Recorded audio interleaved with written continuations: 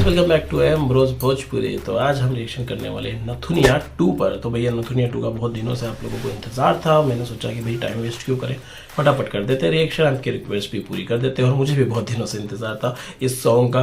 इसके टीजर वगैरह सब आया, किसी भी रिएक्शन नहीं दिया। चलो सॉन्ग पर डायरेक्ट रिएक्शन देते हैं। हाँ, इसका डिटेल रिव्यू देखना चाहते हो तो भाई इसके बाद में इसका डिटेल रिव्यू वाला वीडियो आएगा, उसको जरूर देखना, ठीक है। इसकी मेन बात हम इसके डिटेल रिव्यू में करेंगे। इस पर सिर्फ हम रिएक्शन देंगे कि भाई फर्स्ट रिएक्शन हमारा क्या रहा, लेकिन इस सॉन्ग को ओवरऑल हमें कैसा लगा उसका हम एक डिटेल रिव्यू वीडियो बनाएंगे, उसको देखना मत भूलना। तो चलिए शुरू करते हैं भाई।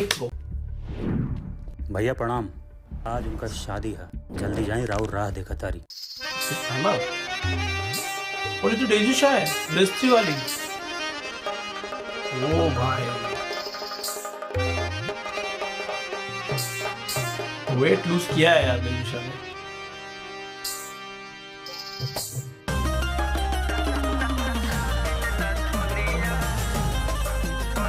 इनकी शादी में क्या करेंगे, वेट में जाएंगे।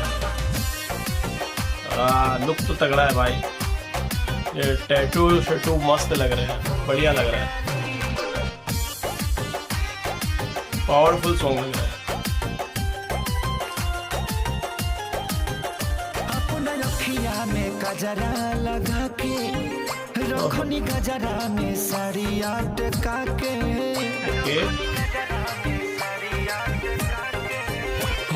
रखिया में गजरा लगा के रखनी, गजरा में साड़िया टका के हमारे पाउडर क्रीम लागे हो जाए डीम बाटे कोई जगह ही खाली हो सैया बिन नथुनिया,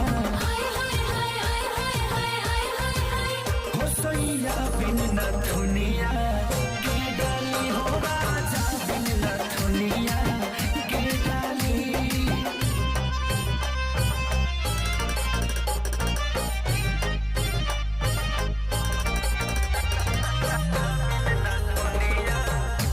क्या बात है, चोली चिल्लाता है राजा हो, जल्दी आ जाओ, कमर से साड़ी सरक जाता, साड़ी आ जाओ, पिया बिना पिया बिना पिया बिना धक्का करी ऐसन सिंगार के बिन भतार के मन नाही करे रही झार के बिन भतार के तो कहे विद्या बोला में तू सतावल कर पाम लाल भइल बागुसा से उठला ली हो सैया बिन नथुनिया, हो सैया बिन नथुनिया की डाली हो राजा बिन नथुनिया की डाली।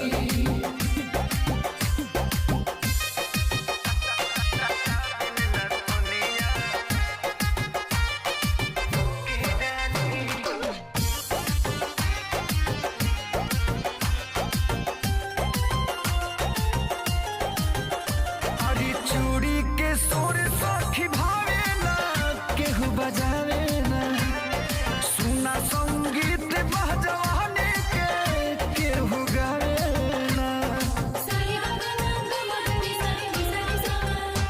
अब लगे कि कटी ना सरदी ई जवानी के सारी के नामे हो रही त घरे बलम होइत गहना गरम यो में कबो कबो होइत कौवाली हो सैया बिन नथुनिया, दुनिया के हो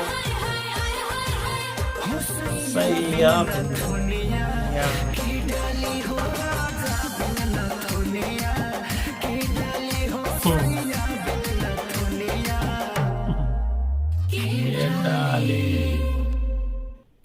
भाई बहुत दिनों बाद खेसारी लाल यादव का इस तरह का सॉन्ग देखने को मिला है। सच में ये बहुत ही ज़्यादा ज़बरदस्त था, बहुत ज़्यादा सुनने में मज़ा आ रहा था और देखने में तो मज़ा आ ही रहा था। आप लोग समझ ही सकते हो, आपने देखा ही होगा मेरा रिएक्शन मुझे कैसा लगा है। बाकी भाई ज़बरदस्त। इसका डिटेल रिव्यू बनाना चाहता हूँ मैं, तो अगर आप लोग देखना चाहते हैं डिटेल रिव्यू, 2 मिनट का डिटेल रिव्यू रहेगा, आप लोग देख लीजिएगा। तो देखना चाहते हैं कमेंट कर दो, अगला वीडियो वही रहेगा, ठीक है। अभी ये रिएक्शन कैसा लगा कमेंट करके जरूर बता दो। अच्छा लगा तो लाइक करो, शेयर करो, चैनल को सब्सक्राइब करो। मिलते हैं अगले वीडियो में। टिल देन मेक लव और नॉट वॉर।